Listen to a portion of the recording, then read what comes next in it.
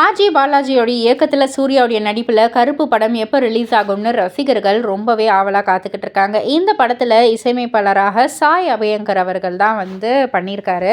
So இந்த படத்தில் சாய் அபயங்கர் அவர்களை எப்படி தேர்வு செஞ்சாங்கன்ற மாதிரி ஆர்ஜே பாலாஜி அவர்கள் சமீபத்தில் சொல்லியிருக்காரு. அவர் என்ன சொல்லியிருந்தாருன்னா, கருப்பு படத்தில் முதல்ல ஏஆர் ரஹ்மானை தான் இசையமைக்க வைக்கலான்ட்டு இருந்தோம்.